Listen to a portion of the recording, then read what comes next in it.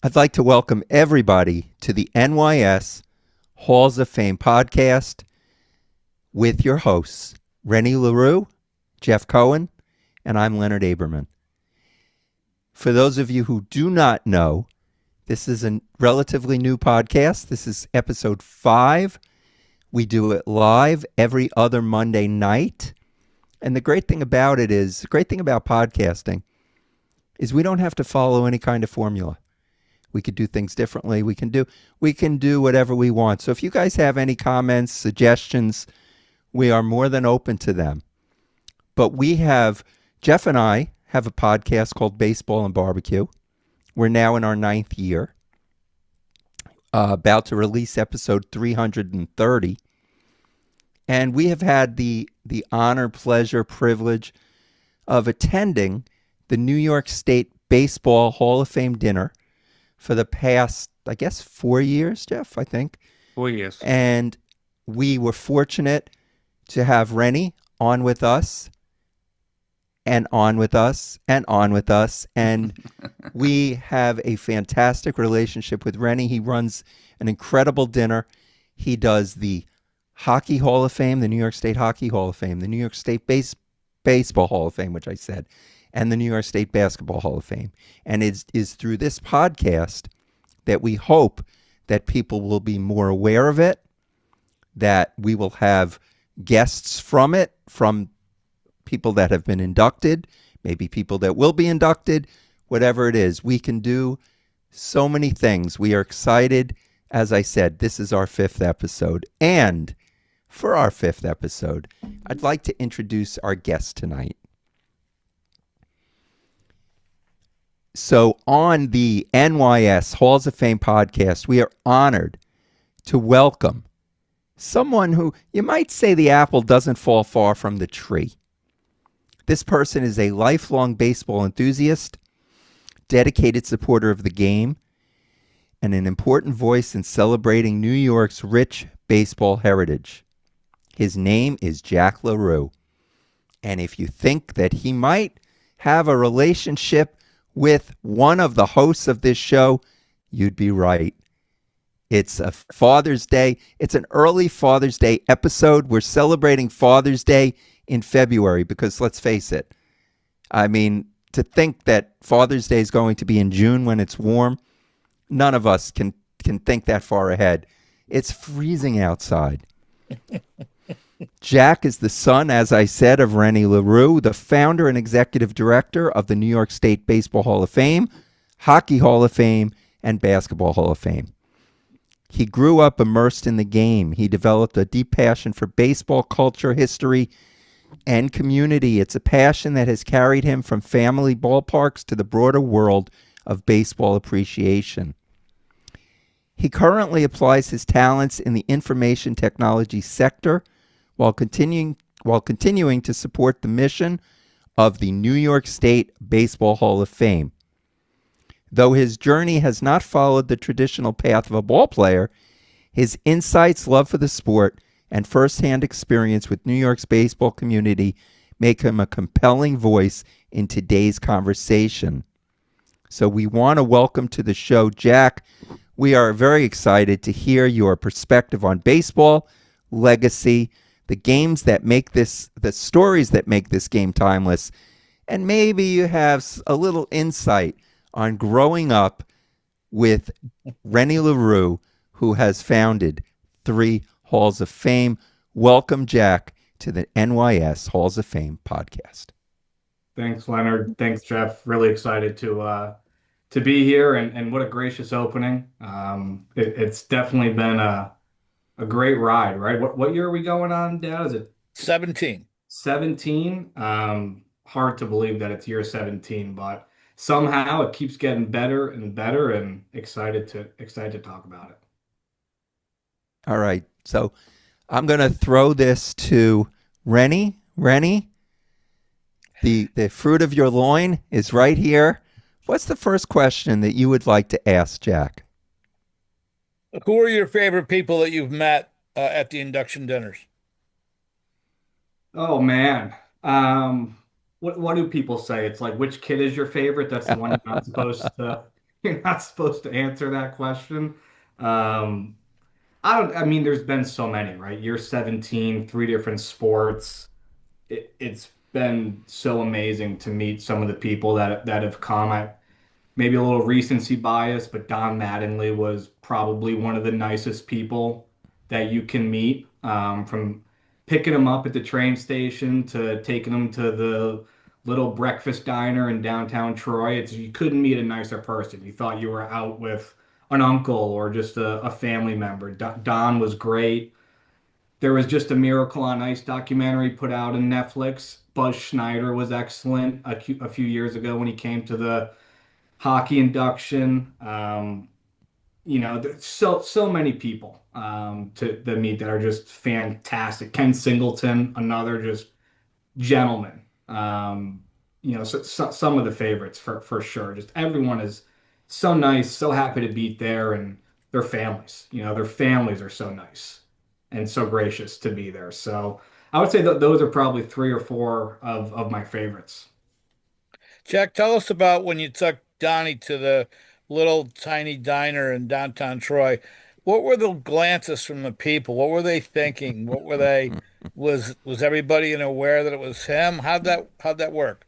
Well, as I've gone to different cities for work, I was in Fort Myers, Florida, and Austin, Texas now. And when people say, "Where are you?" You say Troy, New York, and it's like, where?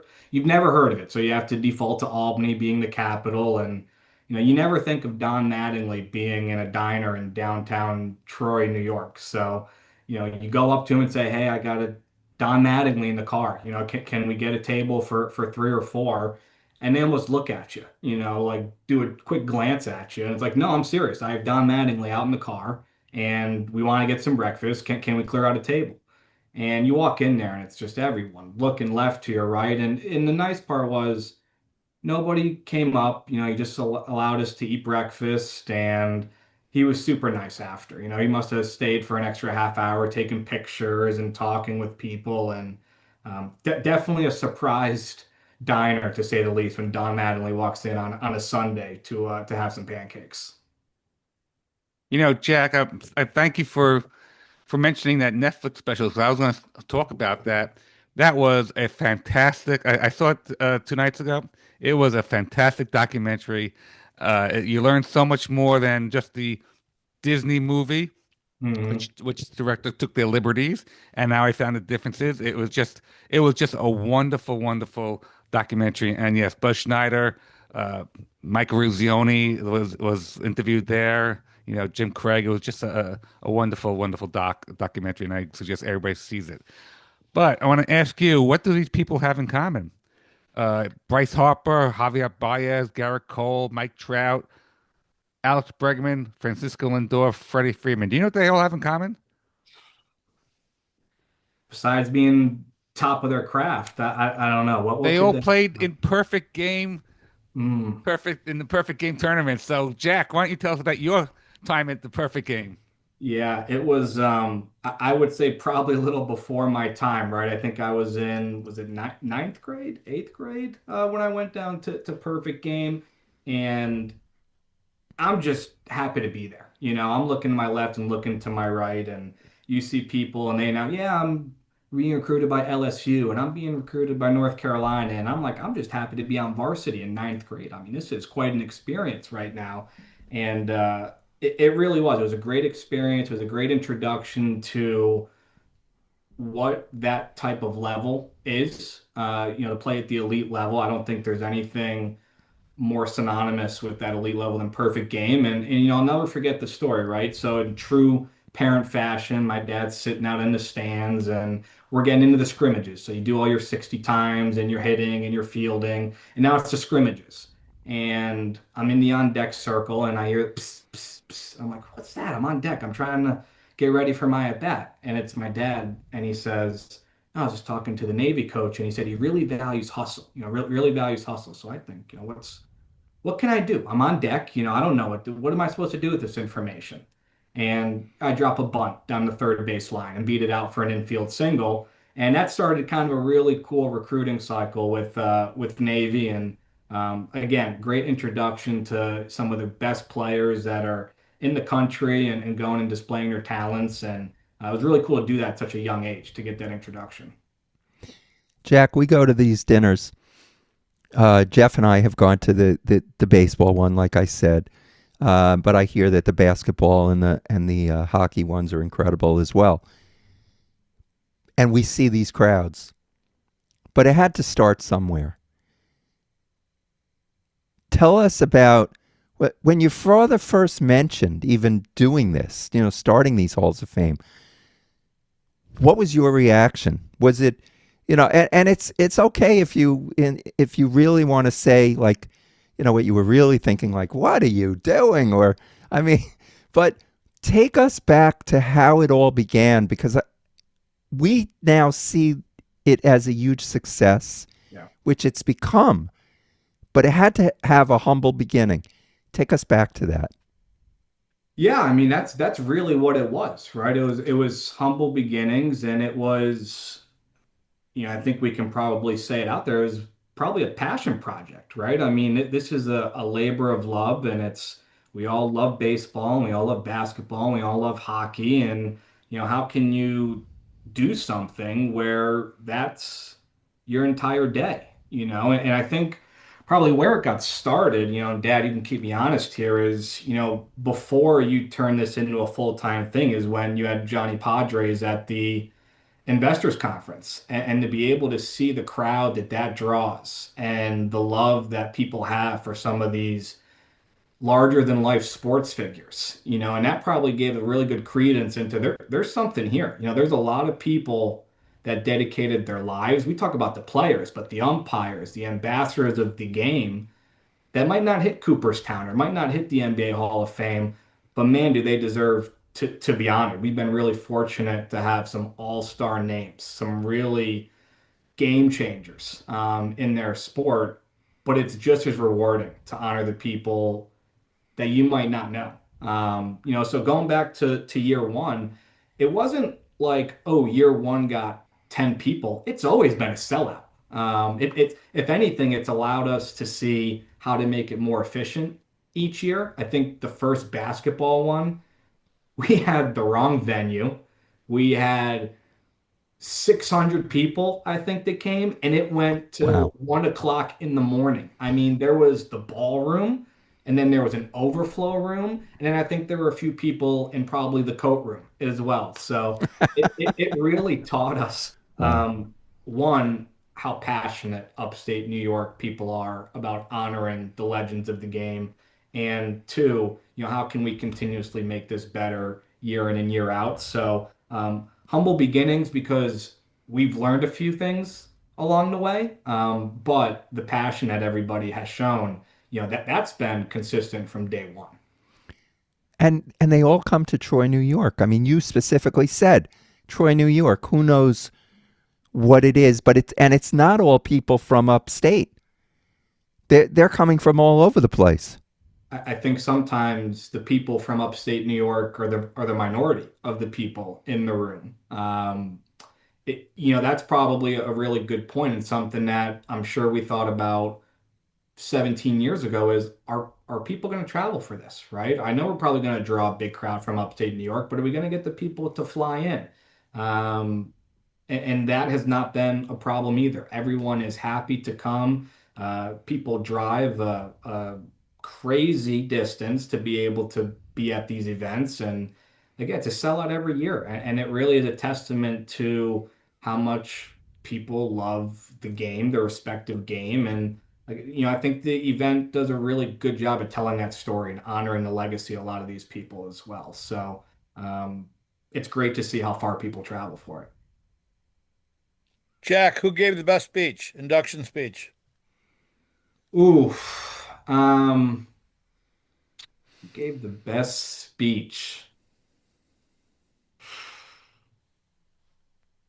That's a good one. Rick Carlisle gives really good speeches. I know your favorite, Mike Dean, gives great speeches every time that he comes.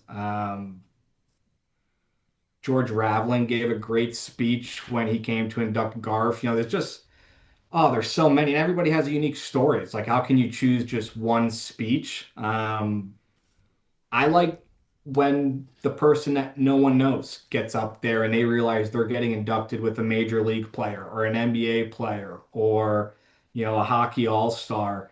And this is their wow moment, right? That this is who they're going and getting inducted with. And, to have the professional player then cite their speech when it's their turn to go up, it's just really cool to watch. So, yeah, I think Rick Carlisle gives great speeches. Don Mattingly gave a great speech. There's too many to name.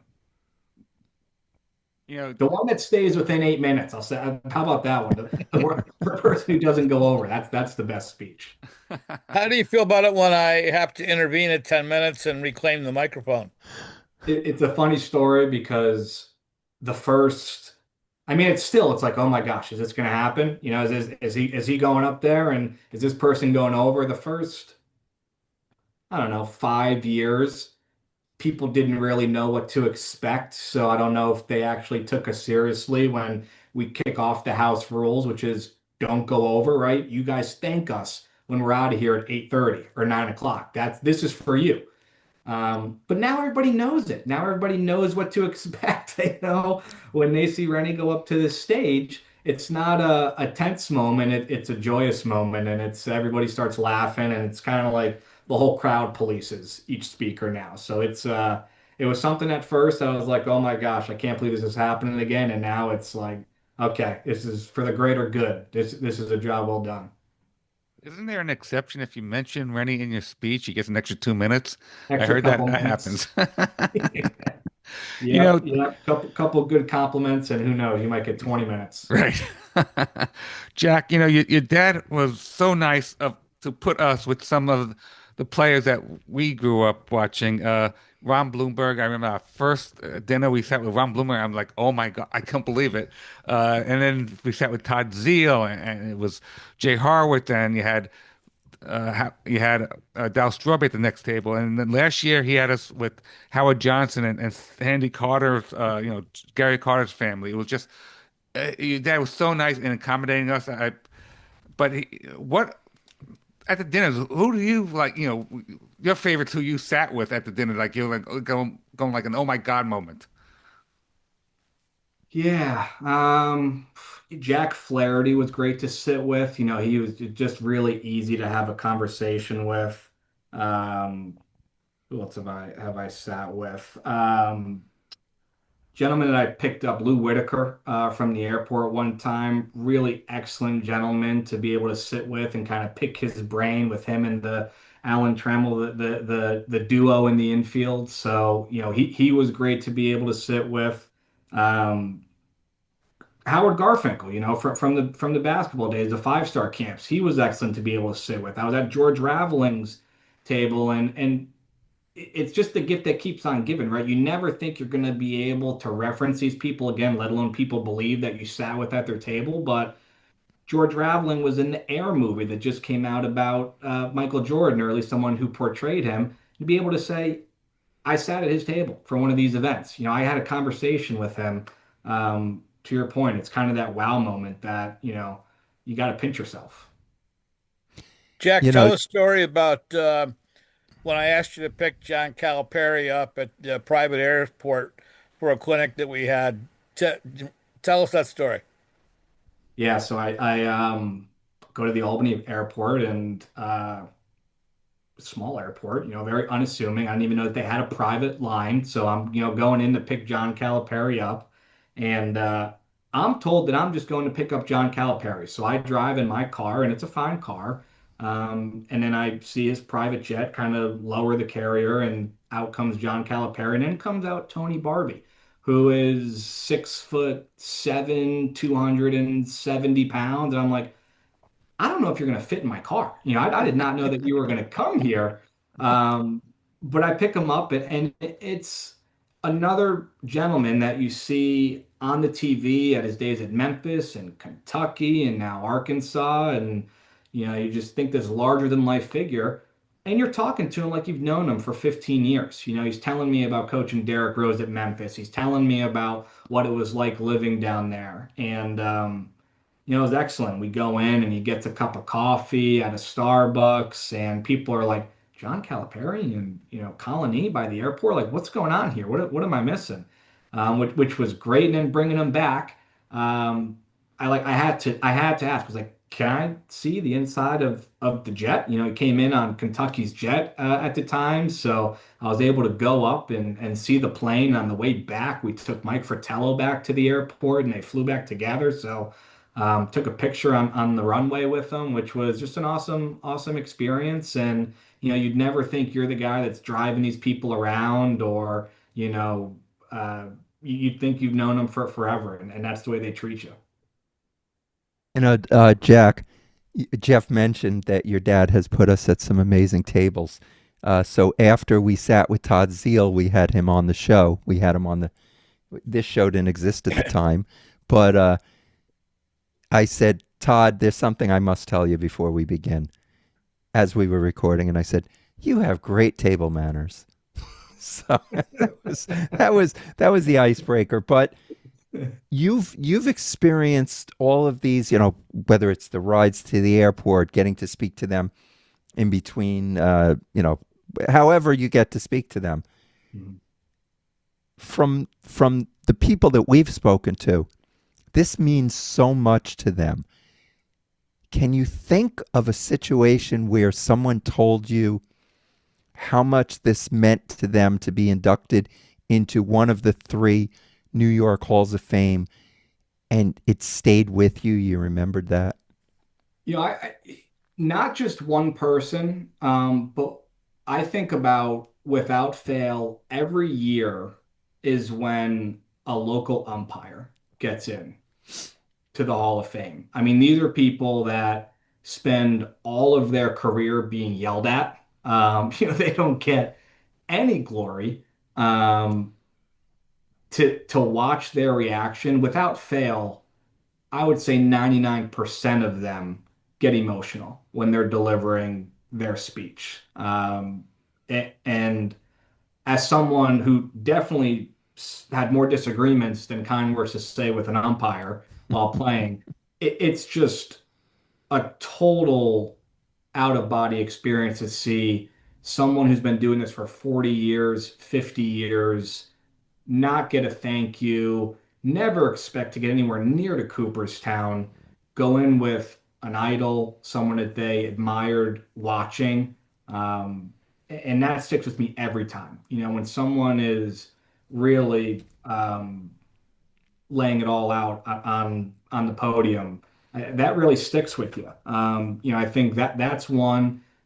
Steve Riggs, I think is another one when he was inducted and people went up to speak about him, and then when his son came up to speak about him, there was not a dry eye in the crowd. I think the story was remarkable, and just to hear the passion in which people spoke about, Riggs was really special to see. And that, Steve was the really defined the hockey program at Colgate in the 60s. And when he graduated, he was drafted to go to Vietnam. And before he left, went on a blind date, fell in love, got married. He and his wife flew to San Francisco together. She wanted to say goodbye to him in San Francisco. And he had a bad feeling about going. They made him a platoon leader, and he was there 3 or 4 months, and they would write letters back and forth, and he would tell her how much he missed her meatloaf, and then she told him she was pregnant, and he was so sad that he couldn't be there with her. And shortly thereafter, he led a platoon into basically a trap, and he was under fire from all areas, and he took a landmine to save his platoon, and he died. And when he came back, they had 10,000 people in Potsdam, where he grew up, at his funeral, and another 10,000 people at Colgate. And he got, a Bronze Star and a Purple Heart. And his son, Steve Jr., who he never met, came that night, along with guys he played hockey with, his line mates. And like Jack said, there wasn't a dry eye in the house. His wife mailed me a box, and in the box was all the letters that they wrote to each other. And I don't want to open the box because I know if I open the box, I'm going to cry.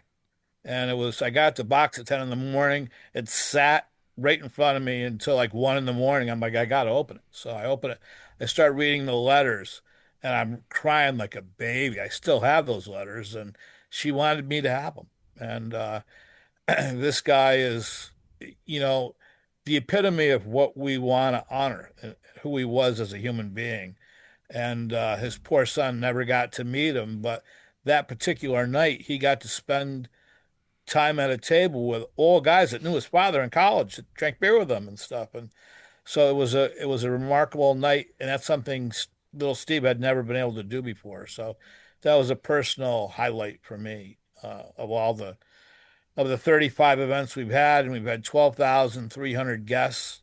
And Steve Riggs, to this day, is my favorite inductee. Dan, you had a question. Let's Yeah, so just for people that aren't aware, we're doing this live, as I said in the beginning, and it's great because we have people that can uh, click on the Zoom link. So if you're listening to this and you want to see it live, the next time we post it, you'll see the Zoom link. So Dan, I'm sorry. Go ahead, ask that's all all your right. questions. This is a tough one to follow, but I was at a number of the hockey and baseball dinners, and uh, the one person that I enjoy, well, two people, Rick Murphy, who was the COO of the Tri-City Valley Cats, was inducted, and we were there for his induction.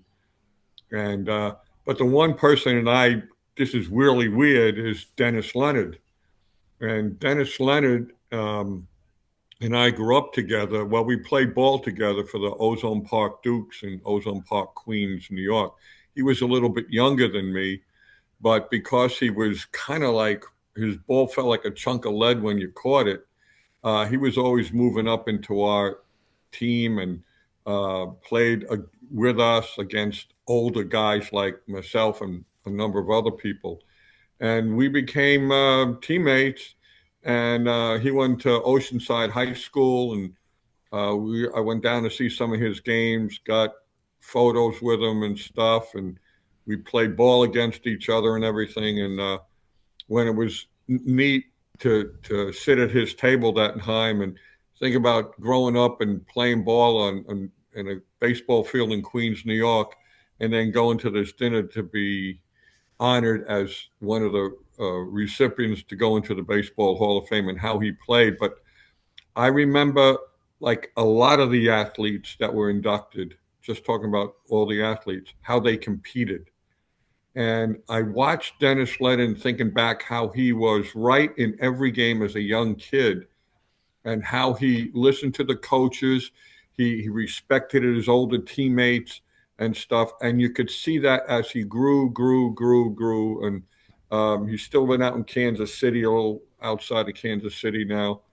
And we still communicate and stuff. And one of his teammates that was a little younger than me too, his teammate, Steve Hollis, was his dad was my baseball coach in a semi-pro league for 17 years, and those guys they get together a lot to go hunting and stuff. So to see that gentleman get inducted, knowing how he grew up and how he played the game, and then watching him play the game was absolutely incredible to me. And because of the Baseball Hall of Fame in New York State, you get to see how he spoke very eloquently.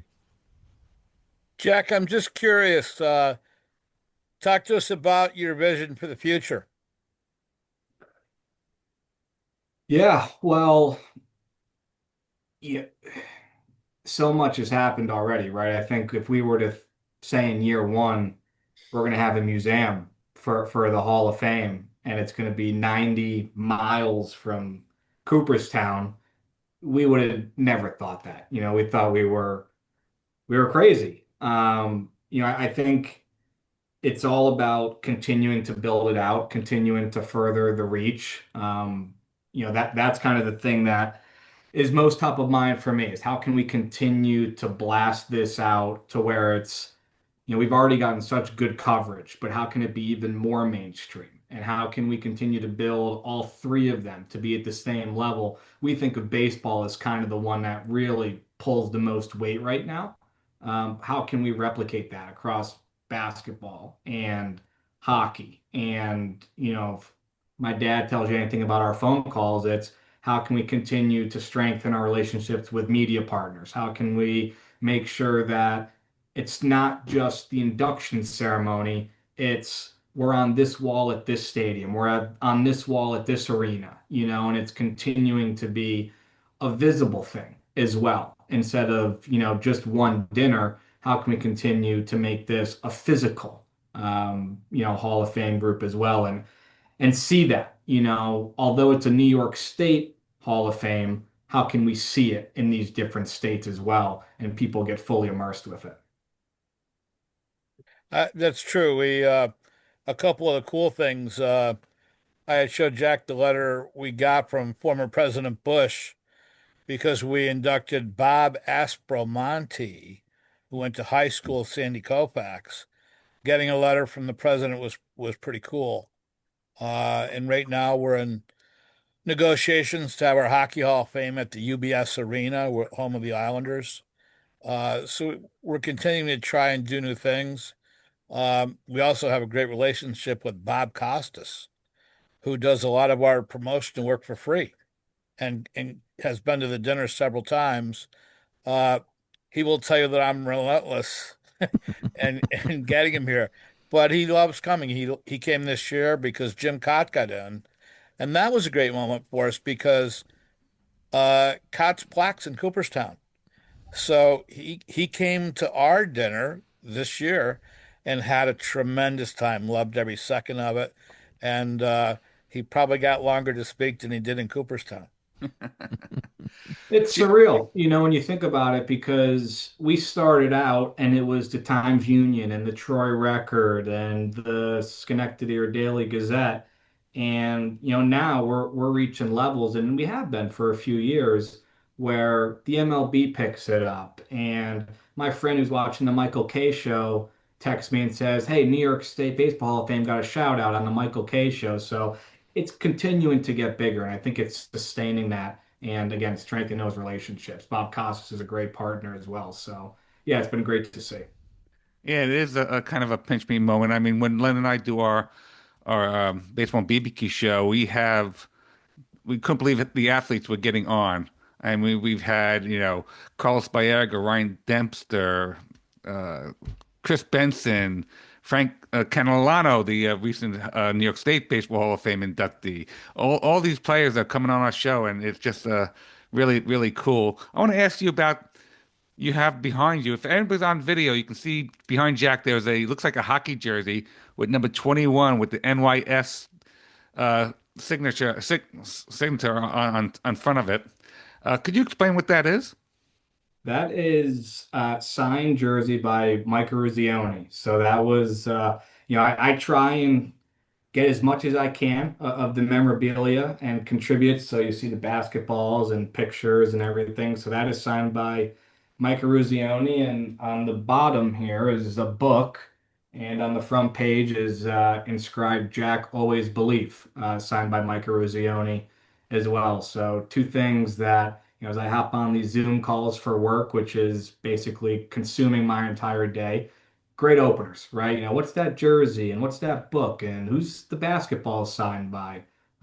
So something that 15-year-old me would say, you're going to have a signed Mike Ruzioni jersey, and not one that you buy, one that he actually attended an event that was ran by your organization and signed this jersey for you and wrote a message in this book for you. I would have said you're crazy. But it's really cool to be able to walk into that every morning. That is really something else. That is definitely a cool piece of memorabilia to have on your wall. Yeah. Yeah. I talked to Mike last week before he left for the Olympics in Italy, and I complimented him on the new show on Netflix. Jack actually alerted me to it. about the dream, the 1980 dream. And the Netflix show was really great. I mean, Hmm. those guys now, 45 years later, get to go back to the same arena, sit in the seats, and I think there was 8 or 9 of the players, and talk about their memories. But one of the things, if you watch this Netflix show, they are all still the best of friends. They're on a text chain. They all text each other all the time, and they are so close. What an experience that bonded them. And Mike and I have several guys I'm friends with now. Jack O'Callahan, OC in the movie, is the funniest guy. Ruzioni is funny too, but OC's son lives in Clifton Park. You know, 5 minutes away from where I live. And so when I called him one day, he called me right back because he saw the prefix on my phone number and he thought his son Aaron was calling him. And when I said, "Hi, this is Rennie LeRoux," he goes, "Well, you're not Aaron." I'm like, "No." He goes, "But this is a 377 number." I'm like, "Yeah, that's," he goes, "Well, my son lives there." And that's how we started talking. And he goes, "Yeah, I'll come because I can come see my grandson and my son, and that'll be super." So we sort of got him by a little disguise, but he was great. He talked about that experience, and anybody who's in the room when one of those guys speak, it's magic. You can touch it, you can feel it, you can taste it. It takes you back to 1980. And I was a kid then, 24, living in Lake Placid. Never thought that these years later they'd be coming to a dinner that I'm putting on a Hall of Fame induction where I'm inducting them. It's very surreal. Uh, but talking to Mike, we talk all the time, and I talked to him when he's waiting to pick up his grandkids at the school bus stop, and he's just a great guy. I mean, he can't. He had a funny line last week. He goes, "Yeah, I got to speak here, then I got to go speak here, then I got to go speak here," and he goes, "I'm going to keep doing this until it runs out." I said, "Mike, it's never running out. It's never going to get old." And like his nickname is America's Guest because he is the one of the best sports speakers. He's rivetingly good. I mean, oh my God.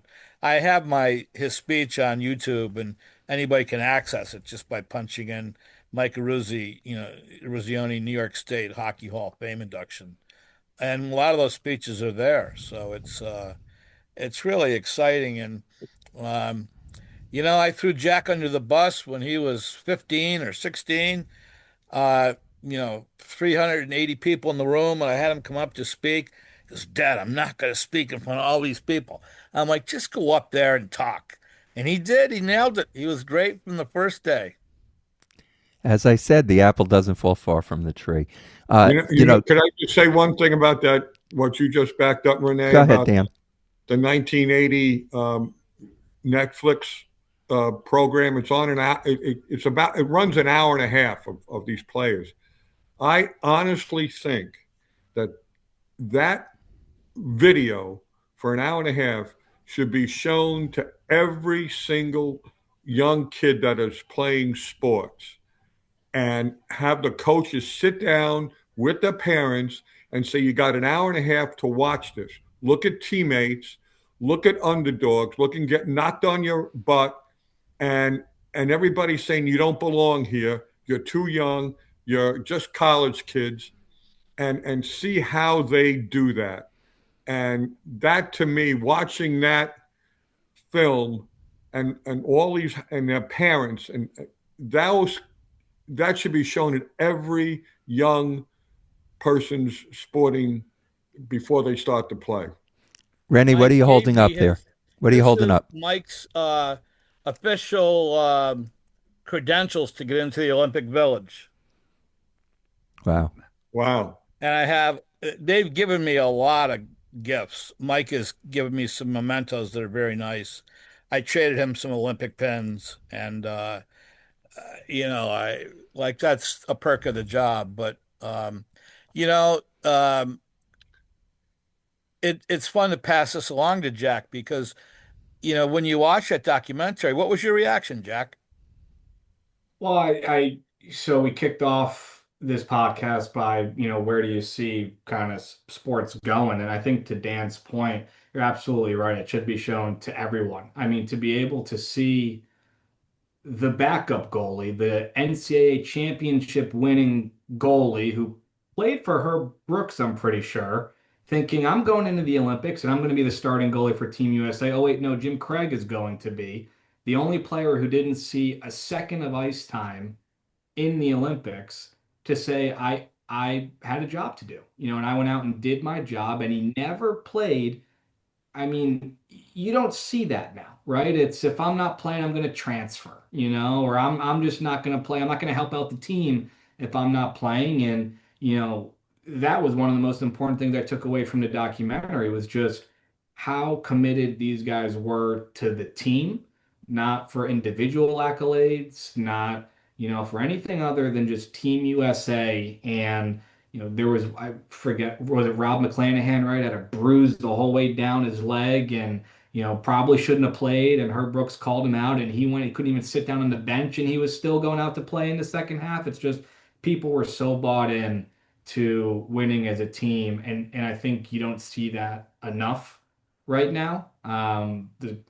Across sports, I think it's missing across the board a little bit, but what a great reminder for what sportsmanship and what sportsmanship they displayed. I was at the 35th reunion up at Lake Placid with those hockey players, and they had a nice thing, a get together. There was other private parties that I went to and everything, but they were in the arena, and Jim Craig got up on stage and he invited the Januzak to come up on stage, and he said, "This guy never played a minute, but he busted his chops to make sure that when we were playing against him, we were playing in a regular game. And he never shortchanged himself at all. And the whole stadium stood up and applauded Januzak. And Januzak started to cry and everything. Those are teammates. That's what the name teammates are. Wow. So we have a little bit of news that we'll sort of give a soft release on. Breaking news. Hold on. We got the breaking news. Breaking news.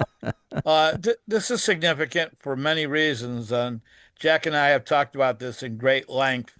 And we decided to induct Roger Clemens this year, class of 2026, and Jack lobbied for him to open this door. We talked about all the good it will do, on all the positives that it will bring, and so Brian Cashman called Roger personally to give him the news, and then we spoke to Roger, and he's thrilled. So he's going to be coming this year, but we think this is significant for a lot of different issues, and I certainly think he certainly belongs in Cooperstown, but now the New York State Baseball Hall of Fame is going to be the trailblazer on this.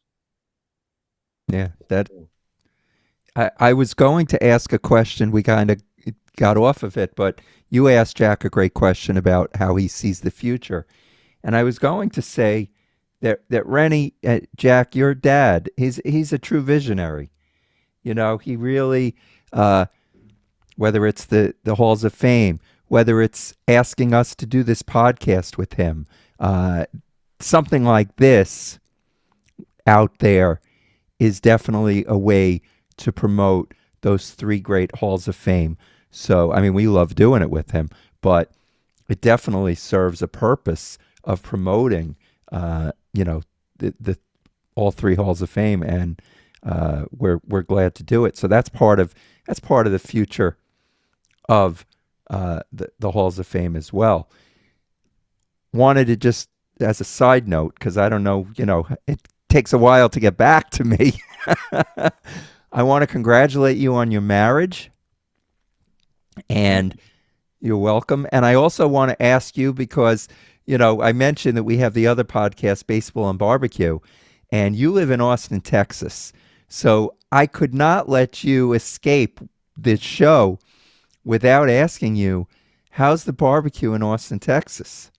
It's fantastic. When I first moved down here in 2021, early 2021, you would be able to go into some of the barbecue spots and there would be hole in the walls and you get in and you get out of there and it's life changing. It's mouth watering. It's they didn't have this in Florida. They didn't have it in upstate New York, and it's like, wow, I've been missing this my entire life. And then the Michelin ratings come through, and this place gets a Michelin star, and this place gets a Michelin star, and now you're waiting in line, for an hour and a half in 100-degree heat just to get in and have some of the barbecue. But it's amazing, and they each have some of their own different takes on how they cook it and what sides you pair it with. But it's fantastic. It's some of the best food that I've ever had for sure. There's only one. It's Franklin's Barbecue, which is kind of Franklin's Terry Black, Slaw Barbecue, and Franklin's the only one I haven't had a chance to Oh, get you in. haven't? I haven't been in there Not yet yet. because they sell out at noon every day. Yeah. It doesn't matter if it's Tuesday or if it's Hmm. Saturday. And They're selling out at noon. the line is, I haven't been there, but of course we know of it, and the line is, it's a party apparently, but Yes. the line, you have to get there at like early in the morning, like early where who's thinking of barbecue at 6 a.m.? I mean, that's what time people are lining up and they Yep. start drinking online. And Yep. I mean, you're thinking of breakfast sandwiches at that point. You're not thinking of brisket and, you know, That's exactly beef right. ribs and right and all the sides. So, but That's exactly right. You bring your folding chair and you bring a beer or whatever, and you wait in line and you talk to the people in front of you or behind you and hope that you get there before they sell out. That's the big part. right. So, Jack, tell us about the Texas football games you go to, and how many people, and the parking lot parties, and how big of a deal is that? Yeah, so that's the fourth sport we haven't talked about, right? It's we've gotten baseball and basketball and hockey, and football's kind of the missing link here. And I didn't discover it until I moved down here. Because who do we root for in upstate New York? We got the Giants, that's pro, but you don't really root for college football. I mean, Syracuse, if they make the Pinstripe Bowl, which is kind of the crowning jewel, but What it's about the Bills? the Bills. I'm a New York Giants fan. I got friends that are Bills fan. I kind of wish I was a Bills fan right now, but yeah, it just doesn't make its way to true New York as much as it does other places. But I will say, having moved down here in 2021, it's like church for these people. I mean, especially in Austin where there's no pro team. You got the Cowboys and the Texans. I mean, Texas Longhorn football is the thing. There's no baseball, there's no soccer. It's just Texas Longhorn football, and it's 105,000 people every Saturday cheering them on. And it doesn't matter if you're in the 53rd row up top, kind of close to heaven, or if you're by the sideline. It's just a remarkable experience from the tailgate to the game. College football is definitely it's worth celebrating down here. It's a total different experience going to one of those games. Is young Mr. Manning going to be an NFL quarterback? I guess we'll see. I mean, he turned it on at the end of last year. I think they had a few too many sins to sneak him into the playoff, but they definitely ended the year on a high note. I mean, you talk about rivalries, you talk about Yankees and Red Sox in the heyday. There's nothing like a Texas versus Texas A&M rivalry or an Auburn Alabama. I mean, those people, it runs deep. So we ended the season last year by upsetting Texas A&M, ruining their undefeated season. Arch Manning kind of looked like the Arch Manning that was promised, and I don't know. I think it'll be good next year. I mean, it was his first year. SEC football starting quarterback. That's a lot to live up to, despite, even with your last name. So I think he'll, I think he'll be a front runner for the Heisman. I see we only have a few minutes left. I just want to ask, Rennie, could you please let us know the next dinners? I know we had the New York State baseball is in November, but what about the basketball and hockey? And could you give out some information on that? Basketball is April 19th, and it's going to be headlined by Danny Green, who is a four-time NBA champion, Toronto Raptors. I think he won one with the Lakers. Great career. Does has a media career now. Talked to Danny today. Thrilled about that. It's a good class. And then in hockey, it's July 12th, and heavily on the Rangers this year. Former GM Neil Smith won the Stanley Cup for him in '94. Um, one of the better fighters in NHL history, Nicky Fotiu, is getting in.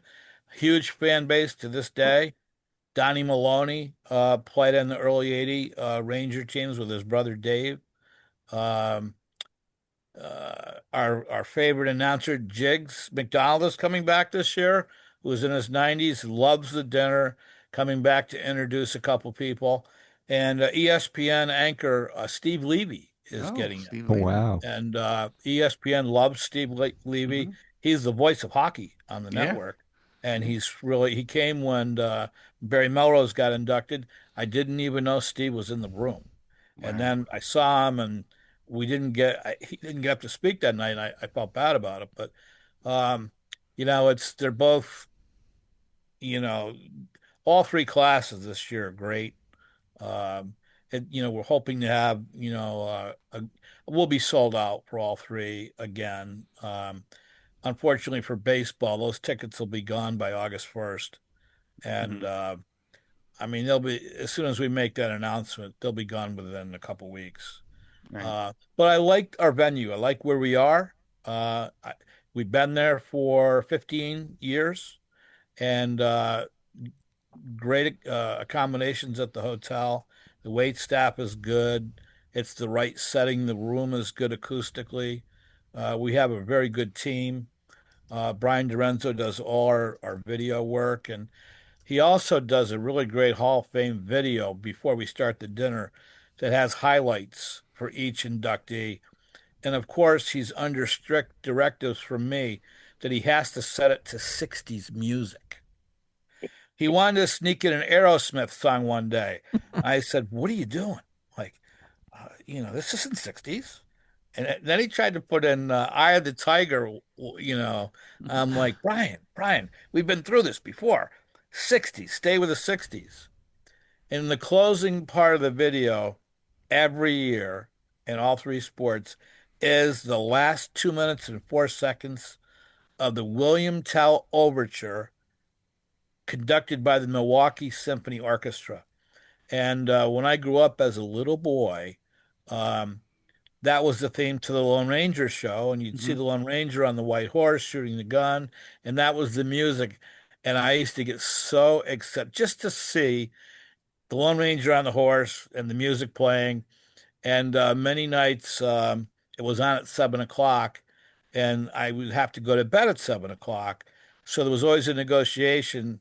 Uh, Daddy, I want to stay up and hear the song, the intro. No, you have to go to bed. And I'd start crying and I want to see the song. I want to hear the. And like sometimes I'd win, sometimes I'd lose. And looking back, I don't see what the big deal about me listening to that song was. So that'll always be the ending music of all of our events. Nice, nice. Oh, Rennie, I see. You said Steve Levy's going in. I remember when he was a young kid on WFAN. He was, I really enjoyed listening to him, and it's great that he's going into the New York State Hockey Hall of Fame. Everybody, we thank you for joining us on the New York State's Hall of Fame. This was a great hour. Thank you very much. Check out our YouTube page, New York State Baseball, New York State's Hall of Fame, and this will be up on audio in a couple of days, but the video will be out probably tomorrow. So thank you very much for joining us, and everybody have a great night. Thank you so Thanks, much. Thanks Leonard. for coming. Good night, Thanks, everybody. Jack. Take Thanks. care, guys. It was a Right. pleasure. Yes, Thanks, Scotty. thank you for joining us, and Jack, thank my, you. My You- pleasure. this- Thanks for inviting me. It was our pleasure to have you. Jack, you are a phenomenal guest. We thank you very much. So Thanks, it was Leo. really nice. I didn't even get to ask any, like behind the scene kind of things. So we'll save that for another time. We hope to see you at one of the dinners. Most definitely. Thanks, Leo. Thanks, Jack, for having me on, and hopefully I can come back again. Yep. Thank you.